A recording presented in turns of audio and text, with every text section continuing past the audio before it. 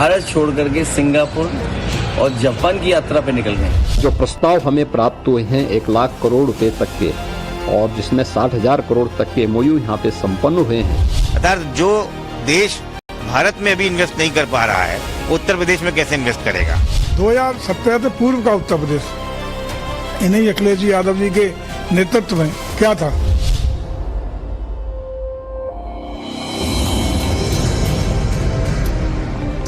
UP की सियासत में विदेशी निवेश पर जबरदस्त सियासी क्लेश मचा है। सीएम योगी उत्तर प्रदेश में लाखों करोड़ के विदेशी निवेश ला रहे हैं। यूपी को $1 ट्रिलियन की इकोनॉमी बनाने के मिशन पर है, लेकिन अखिलेश यादव को यह सब कुछ हवा हवाई लग रहा। अखिलेश फॉरेन इन्वेस्टमेंट के फ्रंट पर सीएम योगी को घेर रहे हैं। वो बताएं, उससे पहले देखिए कैसे योगी दुनिया को हिंदुस्तान से लेकर यूपी का सामर्थ्य दिखा रहे हैं और कैसे उन्होंने जापान से जय श्री राम वाला उद्घोष भी कर दिया।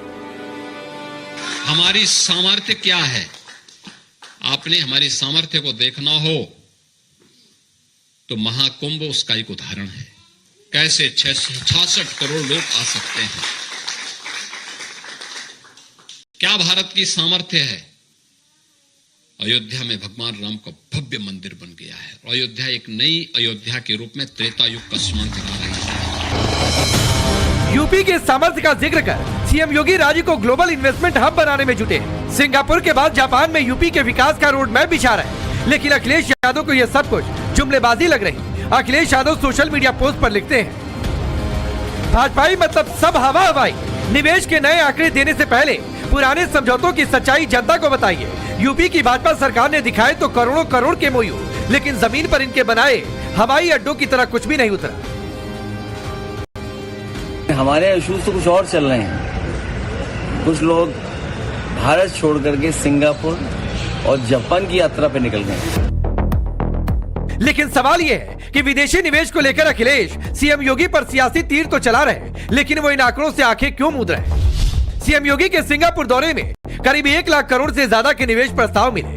60,000 करोड़ तक के MOU पर समझौता हुआ। वहीं जापान की तरफ से भी इन्वेस्टमेंट को लेकर बातचीत जारी है। इंडस्ट्री, टेक्नोलॉजी और कंस्ट्रक्शन सेक्टर में बड़े निवेश की उम्मीद है। जो प्रस्ताव हमें प्राप्त हुए हैं 1 लाख करोड़ रुपए तक के, और जिसमें 60,000 करोड़ तक के MOU यहाँ पे संपन्न हुए हैं, ये सभी यूपी को $1 ट्रिलियन की इकोनॉमी बनाने की दिशा में मील के पत्थर साबित होंगे। यूपी को बीमारू राज्य की श्रेणी से निकालकर सीएम योगी देश का नंबर 1 राज्य बनाने के मिशन पर जुटे हैं और सिंगापुर के बाद जापान में कॉर्पोरेट वर्ल्ड के साथ बैठकें कर रहे हैं। भारत जापान के बीच सांस्कृतिक कड़ियों को जोड़ रहे हैं, तो साथ ही साथ ये भी बता रहे हैं कि आखिर निवेशकों के लिए यूपी बेहतर डेस्टिनेशन क्यों।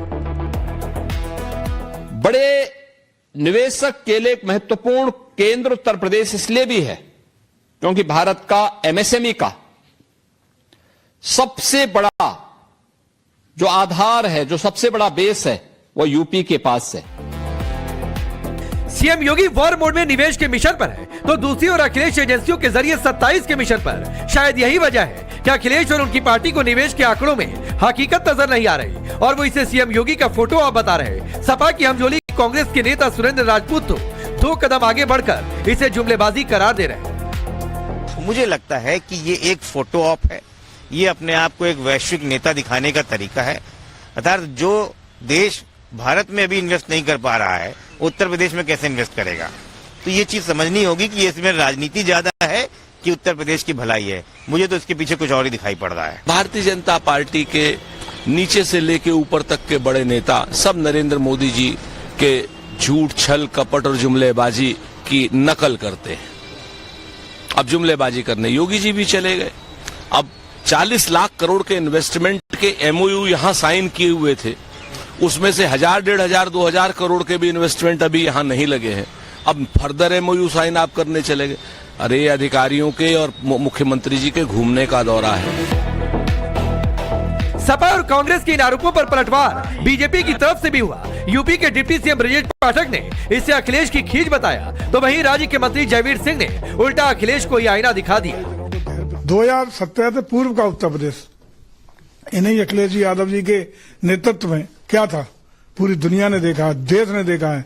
पलायन कर गए थे उद्योग, पलायन कर गए थे बड़े कारोबारी, पलायन कर गए थे भले लोग। अपराधियों का बोलबाला था, दंगों का प्रदेश बन गया था। बीमारू राज्य बन गया था। अब सवाल साफ है, क्या यूपी की बदलती तस्वीर विपक्ष को चुभ रही? आखिर विपक्ष विदेशी निवेश के आंकड़ों से जानबूझकर आंखें क्यों मूंद रहा? सीएम योगी सिंगापुर और जापान में यूपी का झंडा गाड़ रहे, तो दूसरी तरफ लखनऊ में बैठा विपक्ष इसे हवाई सैर क्यों बता रहा? Bureau report, times now Bharat. तो चलिए आप मेरी रिपोर्ट देखिए। मैं आपका परिचय आज के मेहमानों से करवाता हूं। शिवम त्यागी भारतीय जनता पार्टी के नेता और राष्ट्रीय प्रवक्ता स्टूडियो में मौजूद हैं। शुभ रास्ता जुड़ेंगे अब से थोड़ी देर में पॉलिटिकल एनालिस्ट के तौर पर अमित जमेई जी, समाजवादी पार्टी के नेता और प्रवक्ता। जगदीश शर्मा जी, कांग्रेस पार्टी के नेता, स्टूडियो में मौजूद हैं। अमित जमेई, आपसे शुरू करता हूं। आपको मैं समय देता हूं 1 मिनट। सर, जो प्रस्ताव सिंगापुर या जापान से आए, हवा हवाई आपको कैसे लग रहे हैं, यह आप साबित करिए। देखिए, ऐसा है कि हमारे आदरणीय मुख्यमंत्री योगी आदित्यनाथ जी को तो धार्मिक मामले छोड़ के तो और तो कुछ आता नहीं है। उसका पूरा फायदा उत्तर प्रदेश की ब्यूरोक्रेसी ने उठाया। एक ब्यूरोक्रेट्स हैं, उनको घूमने उमने का बहुत शौक है, तो सिंगापुर और जापान लेके चले गए। मेरे नेता आदरणीय अखिलेश जी ने इस बात को पिछले हफ्ते में हमने कहा है। अब देखिए, उत्तर प्रदेश में 2022 के बाद, मैं डॉक्यूमेंट पे बोल रहा हूं, तथ्य पे बोल रहा हूं, योगी आदित्यनाथ जी की सरकार के 16 मंत्री 20 देशों में गए और 26 अंतर्राष्ट्रीय शहरों में इन्वेस्ट इन यूपी का ग्राउंड ब्रेकिंग सेरेमनी हुई।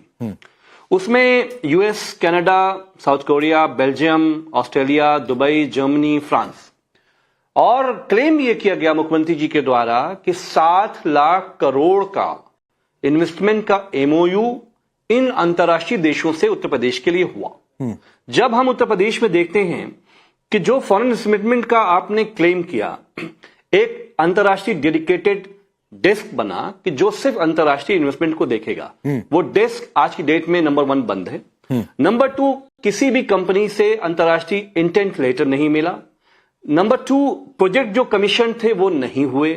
और उत्तर प्रदेश के जिलेवार, अगर मुझे शिवम त्यागी, हमारे दोस्त बैठे हैं भारतीय जनता पार्टी के, वो बताएं कि उत्तर प्रदेश के किस किस जिलों में अंतर्राष्ट्रीय किस किस कंपनियों ने 7 लाख करोड़ का निवेश किया और कहां पे प्रोजेक्ट ऑपरेशनल हुआ, तो मुझे और आपको बड़ी खुशी होने वाली है। तो देखिए, चला चली के बेला है 27 के लिए। माननीय अखिलेश यादव जी की जो शक्ति है इंडिया अलायंस के उत्तर प्रदेश में, बहुत ताकत से एक एक दिन भारतीय जनता पार्टी के लिए कम हो रहा है। तो घूम आइए, विदेश से दौरे कर आइए, आखिरी समय में तो ये सब करना पड़ता है। ठीक, अब मुझे एक बात और बताइए, शिवम तो जवाब देंगे।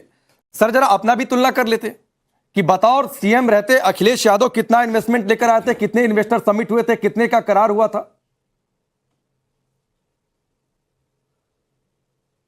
देखिए, मैं अगर आपको बहुत ही सच्चाई से बताऊं तो माननीय अखिलेश यादव जी के समय में उत्तर प्रदेश, चाहे इंफ्रास्ट्रक्चर के मामले में हो, चाहे डेवलपमेंट के मामले में हो, चाहे उत्तर प्रदेश के जितने भी एमएसएमई थे, इसको ताकत देने वाले, खड़े करने वाले सिर्फ अखिलेश यादव जी हैं। दुनिया नहीं, डेटा हाईवे उत्तर प्रदेश में है। अमित जमेई साहब, डेटा का सबसे बड़ा जो फैक्ट्री, सैमसंग का जो सबसे बड़ा जो मोबाइल का जो यूनिट है, जो मैन्युफैक्चरिंग का यूनिट है, वो आपके नोएडा में है। और नहीं, मैं डेटा पूछ रहा हूं। ये अभी आज बहुत समय है। अमित जमेई साहब, देखिए, मेहमान भी कम है, पैनल पर लोग भी बहुत चुनिंदा है और स्पेशलिस्ट हैं, और समय भी आज बहुत ज्यादा है, तो इसलिए मैं चाहूंगा कि आप डेटा बताइए सर। कितने इन्वेस्टर समित, कितने लाख करोड़ का निवेश, आपके सीएम रहते जीडीपी क्या थी, अर्थव्यवस्था की साइज क्या थी? मैं आपको समाजवादी पार्टी के जो कंट्रीब्यूशंस हैं हमारी सरकार में रहती है, मैं वो बताना चाहता हूं। नंबर 1, लखनऊ आगरा का जो हमारा हाईवे था। नंबर 2, देखिए, हमारा ग्रामीण परिवेश है उत्तर प्रदेश का। 10 जो हमारी जो क्या नाम है, स्वास्थ्य को लेकर जो हमारी एम्बुलेंस सेवा थी, वो दुनिया में, मतलब दुनिया में टॉप 10 देशों में उसको गिना गया। हमारे यहाँ जो पुलिस फोर्स के लिए हमने जो 1090 का जो पूरा महिलाओं का पुलिस फोर्स का माननीय अखिलेश जी ने बनाया, वुमेन सेफ्टी का, तो देश में नंबर 1 पे गया। तो जितने भी पावर प्लांट्स लगे वो समाजवादी सरकार में लगे। जितने भी इन्वेस्टमेंट, अमित जमेई साहब, जो आप गिनवा रहे हैं, मैं उससे इनकार नहीं कर रहा हूं सर। मैंने एक डेटा पूछा, कितने लाख करोड़ का निवेश आप लोगों के सरकार में आया, आपने नहीं बताया। मैं आपको थोड़ा सा समय दे देता हूं, आप जानकारी और कहीं से मंगा सकते हैं, मंगा लीजिए। तब तक शिवम आपकी बात का जवाब देते हैं। शिवम, ये अभी भी टिके हुए हैं अपने। मुझे ऐसा लग रहा है कि आपका कार्यक्रम बिगड़ रहा है। मुझे लग रहा है आपका कार्यक्रम बिगड़ रहा है। नहीं, क्यों? मेरा कार्यक्रम क्यों बिगड़ रहा है? मुझे लग रहा है कि जो प्रमोशनल प्रोग्राम बनते हैं उस पॉइंट ऑफ व्यू से आपका प्रोग्राम बिगड़ रहा है। सर ये इंटरटेनमेंट का चैनल नहीं है अमित जमाई साहब की सरकार में, ये इंटरटेनमेंट का चैनल नहीं है। मैं आपसे डेटा पूछ रहा हूं तो आपको लग रहा है कि मेरा शो बिगड़ रहा है। बचेगा हम बता तो सर मेरे शो बिगड़ने की चिंता मत करिए, ना आप करिए, ना शिवम त्यागी करें, ना जगदीश जी करें, और शिवराज साहब तो खैर पॉलिटिकल नहीं है, वो क्या करेंगे, छोड़ दीजिए। तो सर मेरे शो बिगड़ने की चिंता मत करिए भाई। अरे भाई 9 सालों की जो मैं बात रख रहा हूं उस पर चर्चा हो ना। हाँ बिल्कुल होगी। समाजवादी पार्टी का अमित जमाई साहब मैं तो कह ही रहा हूं, आपने जो पॉइंट्स गिनाए मैं उसको खारिज थोड़ी नहीं कर रहा हूं। मैंने तो सिर्फ आपसे कहा कि 3 डेटा मांगा कि आपके सीएम रहते कितनी इकोनॉमी की साइज थी, क्या जीडीपी था, कितने लाख करोड़ का निवेश लाए। मैंने पिन पॉइंटेड सवाल पूछे, मुझे उम्मीद है कि शायद आप पिन पॉइंटेड जवाब देंगे। सर मेरा शो खराब होगा वो मेरा तनाव है और मेरे चैनल का तनाव है, वो आपका सब्जेक्ट नहीं है कि ये शो अच्छा होगा, बेहतर होगा, या शो आज गड़बड़ होने वाला है। समय अगर आप मुझे समय दें तो मैं अपनी बात को रखूं, या मैं नहीं मैं भरपूर समय दूंगा। मैं शुरुआत में 3-4 मिनट मैंने आप ही को दिया अमित जमाई साहब, शिवम त्यागी तो इशारा करते रह गए, मैं उनके पास नहीं गया। 30 सेकंड दीजिए। हाँ और लीजिए 30 सेकंड। आप मुझे 30 सेकंड दीजिए, 30 सेकंड दीजिए। देखिए जो उत्तर प्रदेश की जो सबसे बड़ी ताकत है पांडे जी, वो ताकत है सबसे बड़ी हमारी भदोई का जो कारपेट का जो हमारी इंडस्ट्री है। अब ये था कि इसको दुनिया से कैसे जोड़ा जाए, तो फ्रांस जैसे शहर से उस पूरे शहर को, भदोई को वाराणसी से जोड़कर अंतरराष्ट्रीय जो जहाज हैं उनकी लैंडिंग वहां पर हो, बायर सीधे वहां पे आए, एक्सपो मार्ट माननीय अखिलेश जी ने वहां पे बनाया। और जो कन्नौज का जो इतर का इंडस्ट्री है, आप जानते हैं कि दुनिया में जो टॉप 10 देश है वो सबसे जो पुराने जमाने की जो इतर की हमारे यहाँ प्रोडक्शन है वो कन्नौज में है। तो कन्नौज को फ्रांस के शहर से जोड़कर उस पूरी एमएसएमई को फ्रांस पहुंचाना, ठीक, इस पूरे कोलैबोरेशन को समाजवादी पार्टी की सरकार ने। अब मैं शिवम के पास आ जाता हूं। 50 लाख करोड़ का इन्वेस्टमेंट। अमित जमाई साहब सर मैं घड़ी से देख रहा हूं, आपको मैंने 5 से 6 मिनट दिया है शुरुआत में। सर मेरे आप 3 सवाल का जवाब नहीं दे पाए और मैं ये 3 सवाल आपसे आखिरी तक पूछता रहा। 9 लाख ये शो खराब होगा वो मेरा तनाव है। सर आपने एक बात कही, मैं आता हूं अब जरा शिवम बोल रहे, जितने आप डेटा देंगे सब सुन लूंगा सर, एकदम निराश करके नहीं भेजूंगा। और ये भी कमिट कर रहा हूं कि आज के इस शो में सबसे ज्यादा समय मैं आपको दूंगा, ये भी आपको कमिट कर रहा हूं। चलिए शिवम त्यागी। देखिए उत्तर प्रदेश में जो नेता समाजवादी के हैं, जो सबसे बड़े नेता हैं अली शेख जी, उन्होंने कहा खास तौर पर कि उत्तर प्रदेश के जो मुख्यमंत्री हैं वो विदेश चले गए हैं, ऐसा है, अलाना है, फलाना है। उनके प्रवक्ता ने कहा कि एक अधिकारी हैं, उनको बड़ा शौक है विदेश घूमने का। दरअसल दिक्कत यह है कि जिन बेचारों की सुबह उठते ही आंख लंदन में खुलती थी और सैर सपाटा और खेलना वेलना सब वहीं होता था मुख्यमंत्री रहते हुए, उनको सब जो विदेश जाते हैं वैसे ही दिखाई देते हैं। लेकिन मैं एक चीज फिर से कहना चाहता हूं कि उत्तर प्रदेश के मुख्यमंत्री रहे अली शेख जी, जो खास तौर पर सिर्फ हज हाउस बनाते थे, उनके लिए इन्वेस्टमेंट का कोई मतलब है नहीं। अब इन्होंने कहा कि भाई आप एक काम करिए, कंपनीज गिनवा दीजिए। क्या नाम ले रहे हो? क्या नाम ले रहे हो? क्या बुरा नाम है? नाम क्या ले रहे हो? तमीज से नाम लो पहले। बुरा नाम है क्या? तमीज से नाम लो। अली शेख बुरा नाम है? नेता के अली शेख बुरा नाम है? पूर्व नाम सही लो पहले। अली शेख बुरा नाम है, फिर तो अमीक भी बुरा नाम होगा। किसका नाम है? अरे फिर तो अमीक भी बुरा नाम होगा। अरे मात्रा इधर हो गई, इसमें क्या दिक्कत है? इतना नाराज क्यों हो गए? बदतमीज शिवाजी त्यागी। मुझे गुस्सा आ नहीं रहा। देखिए आमिक जमाई, अरे आमिक जमाई, अली शेख, अखिलेश, अगर मात्रा इधर हो गई तो बेचारे इतने नाराज कैसे हो गए? ये आ जाओ वाले को चुप कराइए 5 मिनट प्लीज। अच्छा बहुत बर्बाद किए हैं, मैं समय बर्बाद नहीं करना है। चुप रहे, 5 मिनट बर्बाद नहीं करनी है मुझे। अमिक जमाई साहब मैं आपको अपनी लाइन दे देता हूं सर। Thank you. मैं अपना समय बर्बाद। अमिक जमाई साहब मैं आपको अपनी लाइन दे देता हूं। अली शेख के अमीक प्रवक्ता चुप रहिए, सुनिए। एक मिनट शिवम, एक मिनट आप दोनों शांत रहिए, मैं अपनी लाइन दे देता हूं। नाराज हो गए अपने? एक मिनट शिवम प्लीज, मैं अपनी लाइन दे देता हूं सर। यहां मैं तय करूंगा क्या सही है क्या गलत है। एक मिनट अमिक जमाई साहब मैंने आप दोनों लोगों को रोका। अमिक जमाई साहब मैंने आप दोनों लोगों को रोका। मैं आपको अपनी लाइन दे देता हूं। शिवम त्यागी ने कुछ नाम लिया, आपने विरोध दर्ज कराया। आपका अपनी पार्टी के प्रवक्ता के तौर पर विरोध दर्ज कराना लाजमी भी है, लेकिन मैं कह रहा हूं शिवम जिसका जो नाम है वही लीजिए। मैं वही ले रहा था। आप पॉलिटिकल तर्क करते हुए क्यों किसी का नाम बिगाड़ना? अच्छा थोड़ा नहीं होता है कि नाम बिगाड़े। अरे वो तो क्या गलत ऑब्जेक्शन है अमिक जमाई का? देखिए वो तो गलती से हुआ। अली शेख, अखिलेश, नहीं नाम बिगाड़िए, नहीं अच्छा लगता है आपका शिवम छोड़कर कोई और बोलना। ले दो, सलमान बना दो मेरे को, ठीक है? मैं इतना चिल्लाऊंगा नहीं। ये हज हाउस बनाने वालों को अली शेख से इतनी परेशानी क्या है? प्लीज अच्छा नाम है। आगे बढ़ते हैं। अमित जमाई साहब आप दोनों लोगों से रिक्वेस्ट है सर। हाँ मैं आ गया। बहुत फैक्ट्स पर बातचीत करना अब चाहता हम facts पर हूं। आए। मैंने कह दिया कि नाम ना बिगाड़ा जाए। अमित जमई मैं आपके साथ हूं, मैं कह तो रहा हूं। नहीं नाम अमित जमई साहब, मैं आपके साथ हूं ना। मैंने बोल दिया कि नाम ना बिगाड़ा जाए किसी का भी। देखिए चलिए आगे बढ़ते हैं सर, आगे बढ़ते हैं। आई रिक्वेस्ट यू आज आगे बढ़ते हैं। आज मुझे पता चला कि कोई नाम समाजवादी नहीं बिगाड़ेगा आज के शो में। कोई किसी का जो नाम है वही नाम ले, कोई इधर उधर का नाम नहीं। अमित जमई साहब मैंने दे दी लाइन, प्लीज प्लीज का नाम नहीं पता बोलूंगा, लेकिन आज समझ में आ गया कि अली शेख के प्रवक्ता अमित जमई को अली शेख से कितनी नफरत है। थैंक यू, मैं आ गया बोला नहीं, थैंक यू, मैं आ गया चाहता हूं। देखिए एक चीज है, शिवम इन्होंने मुझसे कहा आप जिसका जो नाम है वही लेंगे, दोबारा नहीं, दोबारा ये नाम बिगाड़ने वाला खेल। मेरा जबान इधर उधर हो जाती है। नहीं जबान ठीक करिए, अब मैं आगे दुरुस्त रखिए सर प्लीज। नाराज हो रहे, थैंक यू।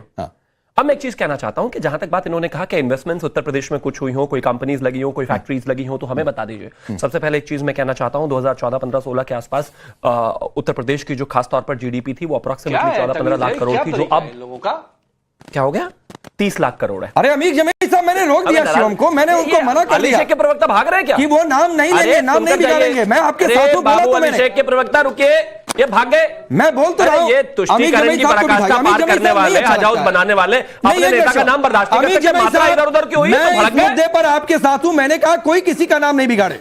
मैंने शिवम को रोका और शिवम से यह भी कह रहा हूं कि आइंदा वो नाम नहीं बिगाड़ेंगे। मैं आपके विरोध के साथ हूं। प्लीज बातचीत करिए राजीव जी इनसे।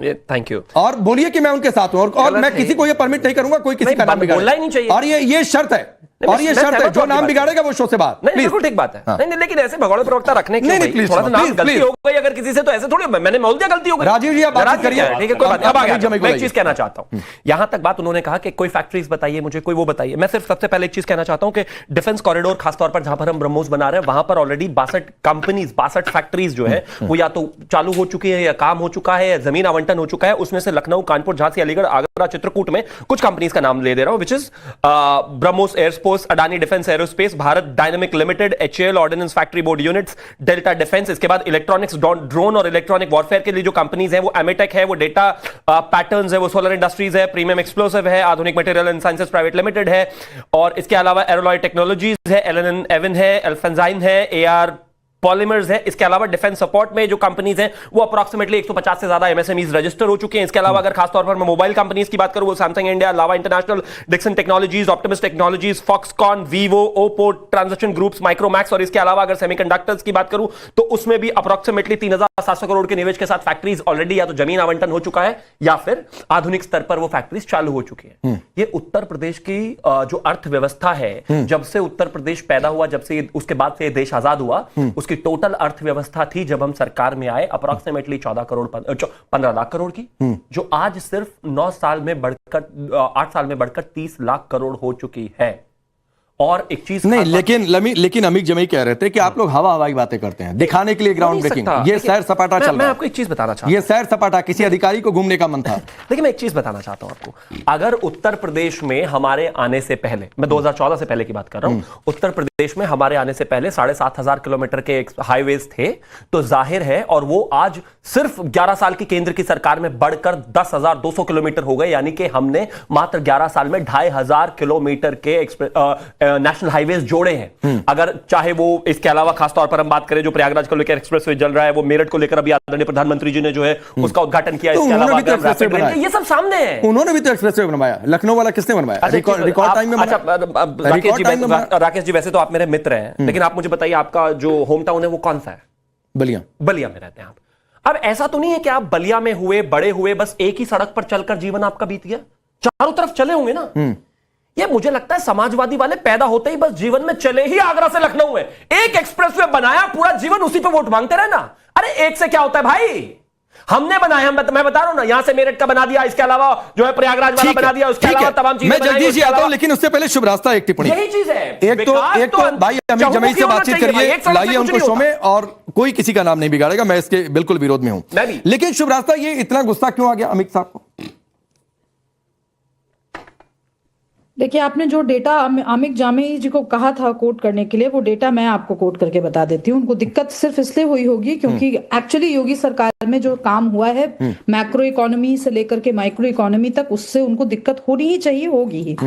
2.5 टाइम्स ज्यादा रहा है। ये जो लास्ट बजट है योगी जी का, वो अखिलेश जी के लास्ट बजट से। ये हमें इस चीज को इसलिए समझना जरूरी है क्योंकि जो प्रायोरिटी एरिया उनके कार्यकाल में हुआ करता था, समाजवादी पार्टी के कार्यकाल में हुआ करता था, वो सिर्फ जुमले के रूप में किसानों का और युवाओं का नाम लिया करते थे।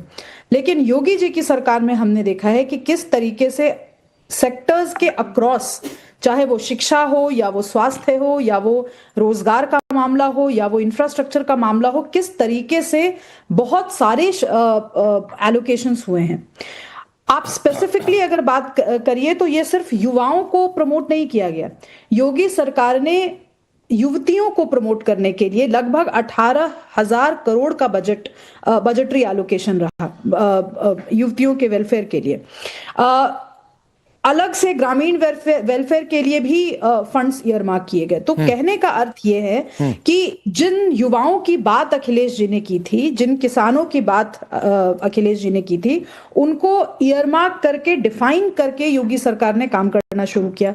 तो इनको तो दिक्कत होगी क्योंकि इन्होंने एक वोट बैंक को तुष्ट किया था हमेशा।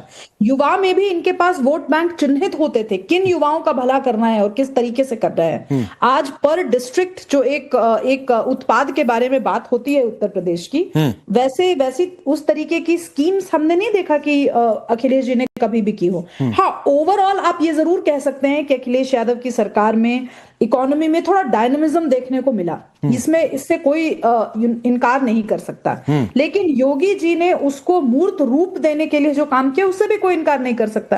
आप देखिए, टेक और इनोवेशन में यूपी एआई मिशन के तहत जिस तरीके से डिजिटल ट्रांसफॉर्मेशन हो रहा है, क्या उसकी तुलना अखिलेश यादव जी के सरकार से की जा सकती है? आप मुझे बताइए कोई एक ऐसी स्कीम जो अखिलेश यादव जी की इतनी फेमस रही हो या इतनी सर्वस्पर्शी रही हो जिसको लेकर के ये चुनाव ही लड़ते। तो हम ये बात बहुत चिन्हित करने वाली है, मार्क करने वाली है कि विकास वर्सेस वेलफेयर की जो बात अखिलेश जी ने की थी, वो योगी सरकार में विकास और वेलफेयर के साथ आगे बढ़ रही है। और ये मैं नहीं कह रही हूं, ये काफी एक्सपर्ट्स ने अखिलेश यादव की सरकार रहते हुए उनकी सरकार को पॉपुलिस्ट बताया था, उनकी पॉलिसीज को पॉपुलिस्ट बताया था।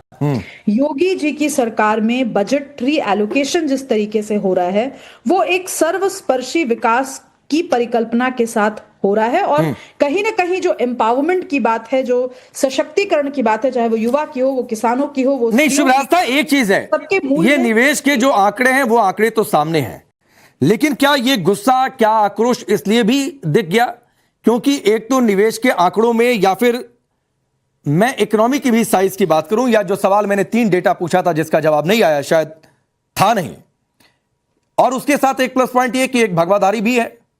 लोग ये उम्मीद क्या करते थे कि कोई संवैधानिक पद पर बैठा व्यक्ति भगवाधारी वो जाएगा विदेश के दौरे पर। लोग पूछते थे कि जब सीएम योगी कभी विदेश जाएंगे तो क्या पहन कर जाएंगे।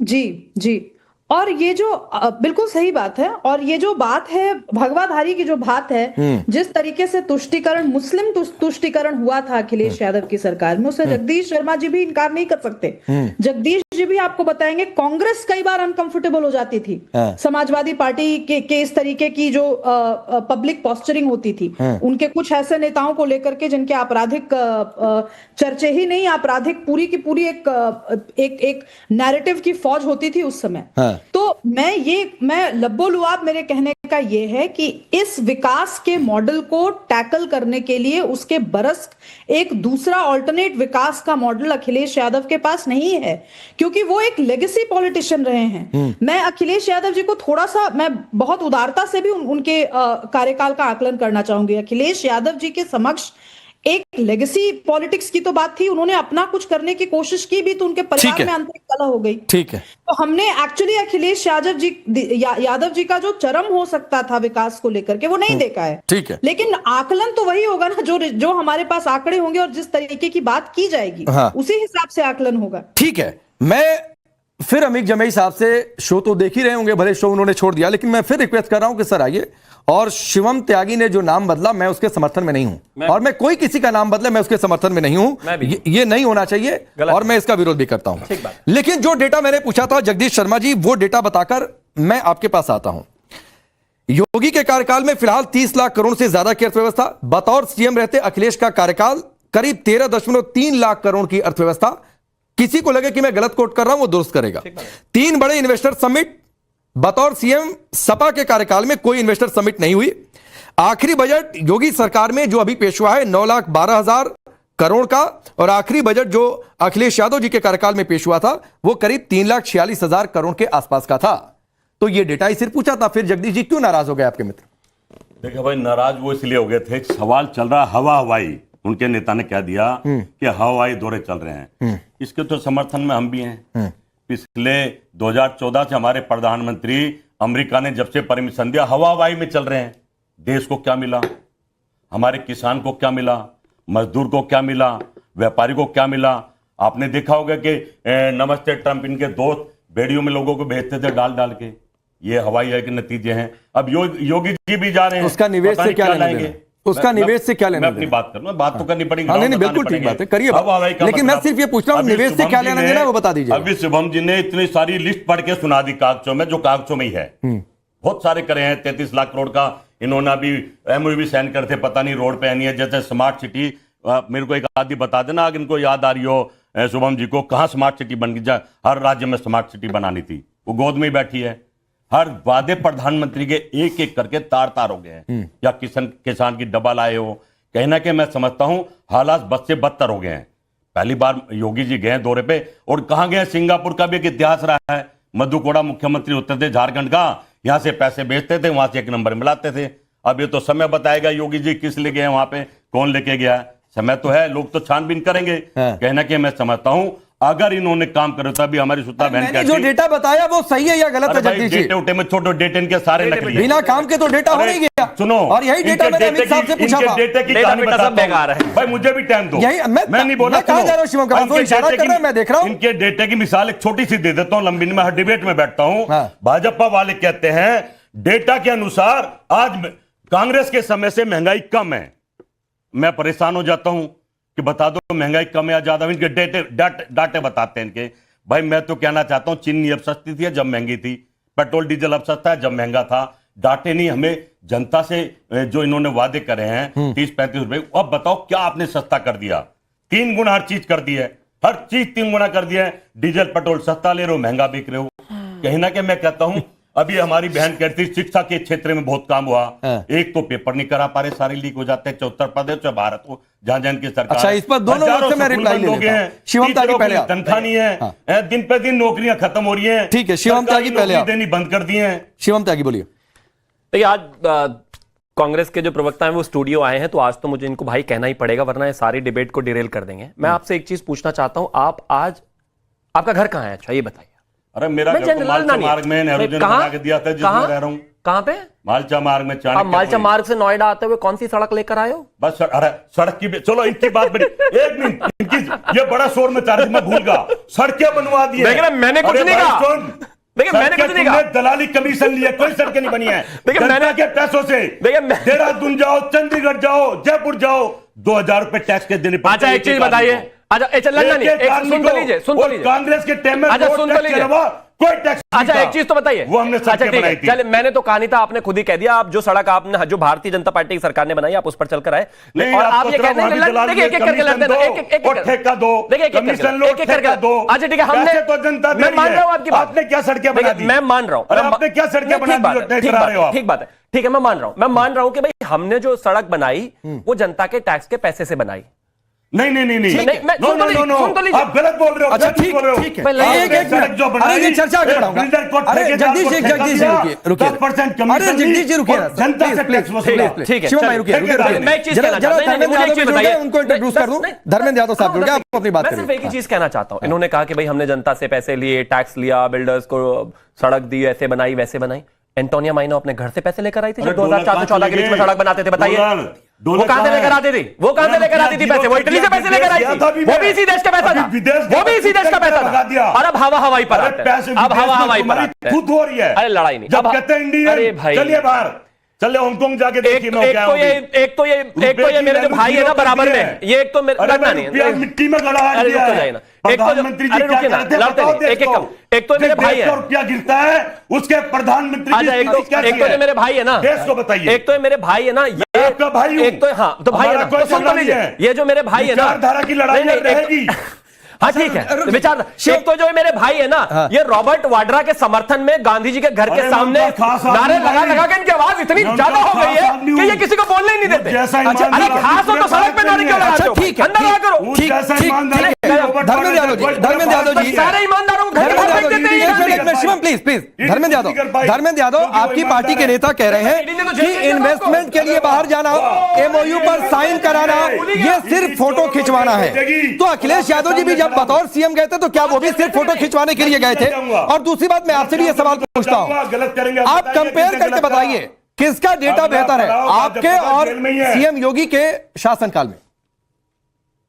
राकेश पांडे जी, योगी आदित्यनाथ का जो झूठ है देश के निवेशकों को पता चल गया है। कैसे? उत्तर प्रदेश में कानून नाम की कोई चीज बची नहीं है।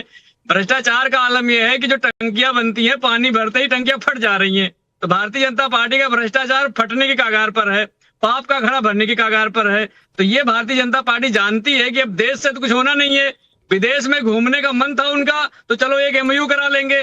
कितने लाख करोड़ का एमओयू हुआ है उत्तर प्रदेश सरकार में जब से योगी आदित्यनाथ मुख्यमंत्री बने हैं। धरातल पर आने के नाम पर शून्य है। तो आज देश की जनता ये महसूस कर रही, प्रदेश की जनता महसूस कर रही है कि योगी आदित्यनाथ ने सपने बड़े बड़े दिखा दिए। हमने इतने लाख करोड़ का एमओयू कर लिया। आपने कितने लाख करोड़ के एमओयू किए थे? नहीं आया। कौन सी इंडस्ट्री आ गई? धर्मेंद्र यादव जी, उत्तर प्रदेश में क्या मान लिया कि एक भी पैसे का ग्राउंड ब्रेकिंग इन्होंने नहीं किया, आपके हिसाब से मैं ये मान लेता हूं कि इन्होंने नहीं, निवेश लाए सिर्फ एमओयू इन्होंने किए। आपने कितने लाख करोड़ के एमओयू किए थे? निवेश को छोड़ दीजिए। हमने जो एमओयू करे थे सैमसंग, एचसीएल, कितने लाख करोड़ के साथ? डेटा पर बात करिए। कंपनी ये भी 10 दिन बाद ये शिवम त्यागी अब से थोड़ी देर पहले लखनऊ में एचसीएल को लखनऊ में ले आए। हाँ ठीक, और लखनऊ में बेंगलोर की तर्ज पर जैसे इलेक्ट्रॉनिक सिटी, कितने लाख करोड़ के एमओयू? निवेश छोड़ दीजिए, कितने लाख करोड़ का प्रस्ताव आपने कराया यूपी के लिए जब आप लोगों का शासन था? तो वो समाजवादी पार्टी सरकार में लाया गया था। सर मैं डेटा पूछ रहा हूं, धर्मेंद्र यादव जी मैं डेटा पूछ रहा हूं सर। उत्तर प्रदेश का लखनऊ, सर आप प्रोफेसर है ना? बन सके। धर्मेंद्र जी आप प्रोफेसर हैं, मैं डेटा पूछ रहा हूं। एचसीएल, सैमसंग आपने 2 नाम ले लिया, एक एक्सप्रेस में थोड़ी देर पहले भी गिनवाया गया। मैं आपसे ये नहीं पूछ रहा हूं, मैं आप लोग निवेश लाए, मैं पूछ रहा हूं कितने लाख करोड़ का एमओयू हुआ आप लोगों के शासनकाल? मैं आपको बता रहा हूं निवेशकों की सहूलियत का जो कानून था, कितने लाख करोड़ का एमओयू? सुन लीजिए ना, योगी आदित्यनाथ क्या बोलते हैं? योगी आदित्यनाथ ये कहते हैं कि हम एक छत के नीचे सारी व्यवस्था दे देंगे। अरे कितने लाख करोड़ का एमओयू? अरे धर्मेंद्र जी आपके हिसाब से बीजेपी सरकार सबसे बुरी, आपके हिसाब से निवेश का इन्होंने बेड़ा गर्क कर दिया। एक पैसे का निवेश लेकर नहीं आए, सिर्फ दिखावे के लिए एमओयू हुआ। मैं पूछ रहा हूं वही एमओयू आप लोग कितने लाख करोड़ का आप लोगों ने किया? मैं आपसे कह रहा हूं जो उत्तर प्रदेश के जितने छोटे निवेशक हैं, मैं जानता हूं। आप मेरठ शहर में 5 छोटे निवेशकों का नाम बता दूंगा। इन्होंने एक कागज पकड़ाया है कि हम 2 लाख करोड़ का 20 लाख का या 20 करोड़ का एमओयू करे। हम 30 करोड़ का किसको पकड़ाया? सारा जोड़ के जो भारतीय जनता पार्टी की सरकार में हुआ। अरे मैं आपका पूछ रहा हूं भाई, मुझे बता दीजिए आप। मैं आपके शासनकाल का पूछ रहा हूं। मैं आपसे जानना चाह रहा हूं कि जो भारतीय जनता पार्टी लाख करोड़ का सपना दिखा रही है उसमें से कितना धरातल पे? अरे वो मान लीजिए एक पैसा भी नहीं आया। मैं आपके शासनकाल में कितने लाख करोड़ का एमओयू हुआ, भले धरातल पर ना आया हो, वही मुझे बता दीजिए। मैं आपसे बता रहा हूं ना, जो इलेक्ट्रॉनिक मैन्युफैक्चरिंग का कानून था वो समाजवादी पार्टी सरकार में आया। अरे भाई मैं कितने लाख करोड़ का एमओयू हुआ आप लोगों के शासनकाल में, भले निवेश आया नहीं आया वो मेरा सब्जेक्ट नहीं है। मैं सिर्फ पूछ रहा हूं कितने लाख करोड़ के एमओयू आपने किए, कितने लाख करोड़ के प्रस्ताव आप लोगों के शासनकाल में मिले, विदेशी निवेश यूपी में कितने लाख करोड़ आया जब आप लोगों ने किया? मान लिया आपके हिसाब से बीजेपी में एक पैसा नहीं आया, आप लोगों के शासनकाल में कितना आया? मैं आपसे पूछना चाह रहा हूं कि लखनऊ में एचसीएल जैसी कोई कंपनी भारतीय जनता पार्टी की सरकार में अगर आई हो तो आप मुझे बताइए। भाई ये भी तो गिनवा रहे हैं ना शिवम त्यागी, मैं बोलता हूं फिर आपसे गिनवा देंगे। एक तो नेटवर्क इनका कट गया, फिर से इनको कनेक्ट करिए भाई। शुभरास्ता ये एक सवाल कितने लाख करोड़ का एमओयू दिखाने के लिए डेटा पर कोई बात ही नहीं करना चाह रहा है। मैं तो फिर भी सम्मान करती समाजवादी पार्टी का और उनके प्रवक्ताओं का, अगर उन्होंने विचारधारा के आधार पर ही इस पूरे इन्वेस्टमेंट जो समिट हो रहा है या जिस तरीके से इन्वेस्टमेंट के लिए योगी सरकार प्रोएक्टिव हो रही है, अगर उन्होंने वैचारिक की से ही अगर उसको काटा होता। समस्या इनको ये नहीं है कि उत्तर प्रदेश में निवेश आ रहा है, समस्या इनको इस बात से है कि उत्तर प्रदेश में निवेश योगी जी की सरकार में आ रहा है। भाई आपके जब समाजवादी पार्टी का कार्यकाल था तो आपकी विश्वसनीयता इतनी नहीं थी कि इन्वेस्टर्स आ करके इन्वेस्ट करने का सोचते भी, और अगर उनको अपॉर्चुनिटी दिख भी रही थी तो आपने उनको आगे से वेलकम भी नहीं किया था, क्योंकि ये आपकी वैचारिकी के खिलाफ है, समाजवाद के वैचारिकी में ही नियत है कि ऐसा नहीं होने देना है। तो हम कैसे उम्मीद कर सकते हैं? फिर भी मैं कहूंगी, मैं फिर से वो बात दोहराऊंगी, फिर भी अखिलेश यादव जी का एक पर्सनल मिशन था यूपी को ट्रांसफॉर्म करने का। वो उनके पारिवारिक अंतरकलह की वजह से उनके पिता के साथ, उनके चाचा के साथ और तमाम जो लोग थे उनकी फैमिली में या उनके पार्टी में भी, उनकी वजह से कहीं ना कहीं वो विजन डैम्पन हुआ था। फिर भी मेरा कहना है कि आप आज योगी सरकार की भी अगर निंदा कर रहे हैं तो भी आप उनको नीतियों के आधार पे कर सकते थे, लेकिन ये जबरन कोई इशू पकड़ लेना कि आपने उनके नाम को बिगाड़ दिया, जबरन कोई इशू उठा लेना कि भाई वो गए हैं, ये फेक समिट है, इस तरीके की नहीं, नाम बिगाड़ने का तो शुभराज साहब मैंने खुद विरोध कर दिया जी। मैं खुद इस बात के समर्थन में नहीं हूं। आप किसी से वैचारिक तौर पर सहमत असहमत हो सकते हैं, नाम क्यों बिगाड़े, आपका कोई पॉलिटिकल स्टैंड है वो करते रहिए, उनके विरोध को भी मैंने एंडोर्स कर दिया, लेकिन फिर भी क्यों दिक्कत डेटा पर? मैं कह तो रही हूं क्योंकि एक तो कि उनकी सरकार में हुआ नहीं है, ये एमओयूज वगैरह साइन नहीं हुए, और दूसरी चीज कि अगर आप उनको आप ये बता रहे हैं कि अब नहीं हुए हैं तो वो डिफेंसिव हो जा रहे हैं। इस तरीके से डिफेंसिव मत होइए ना, ये आप बेसिकली ऑफेंड हो रहे हैं, डिफेंस के नाम पर आप ऑफेंस खेल रहे हैं, तो ये गलत है। शिवराज साहब, तो क्या इसीलिए कह रहे थे क्या अमीक जमई साहब, मैं तो ऐसे पूछ लेता हूं आपसे, क्या इसीलिए कह रहे थे क्या कि आपका आज का शो खराब हो जाएगा?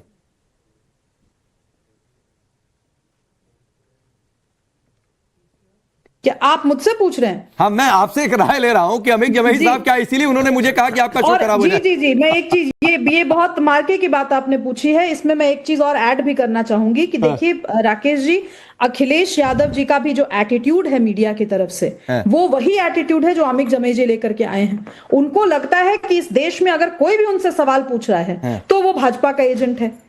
मैं आपके चैनल के माध्यम से सार्वजनिक मंच पे ये बात कह रही हूं कि भारतीय जनता पार्टी की, केंद्र सरकार की या स्टेट गवर्नमेंट्स की कई ऐसी आर्थिक नीतियां हैं जिनको लेकर के एक अच्छी खासी आलोचनात्मक टिप्पणी की जा सकती है, बहस किया जा सकता है। आपने वेलफेयर पॉलिटिक्स जो समाजवादी पार्टी की थी, वेलफेयर पॉलिटिक्स जो कांग्रेस की थी, उसको बिना कोई तोड़ मरोड़ किए, उसमें बिना कोई संशोधन किए आप बिल्कुल बदस्तूर उसको जारी रखें, इसकी आलोचना होनी चाहिए। ठीक है, धर्मेंद्र जी जुड़ गए हैं। शिवम, आप कुछ कहना चाह रहे हैं, कुछ पूछ भी रहते हैं, उसका जवाब दे दीजिएगा। देखिए, मैं ना कुछ चीजों को लेके तो समाजवादी से पूरे तरीके से इत्तेफाक रखता हूं। बहुत सारे ऐसे डिपार्टमेंट हैं जहां पर भाजपा समाजवादी से अच्छा नहीं कर पाई। इससे पहले अमीक जमई जी और अब धर्मेंद्र जी दो तो प्रवक्ता लग गए इनके एक ही डिबेट में, और उसके बाद भी इन्होंने जो बातें कही, मैं इस बात से सहमत हूं। बहुत सारी ऐसी चीजें, और मुझे इस बात से निजी तौर पर अपनी उत्तर प्रदेश की सरकार या फिर केंद्र सरकार से नाराजगी है। मैं प्रवक्ता होते हुए भारतीय जनता पार्टी का यह कहना चाहता हूं कि बहुत सारी चीजों में हम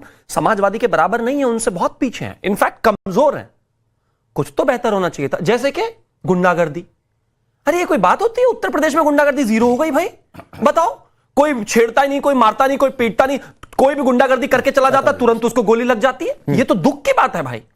आज अगर जितने भी क्राइम अगेंस्ट वुमेन है वो रिपोर्ट होते हैं, ये तो दुख की बात है भाई। कोई मुख्यमंत्री ये नहीं कहता लड़के हैं, लड़कों से गलती हो जाती है, कहना चाहिए, दुख की बात है भाई।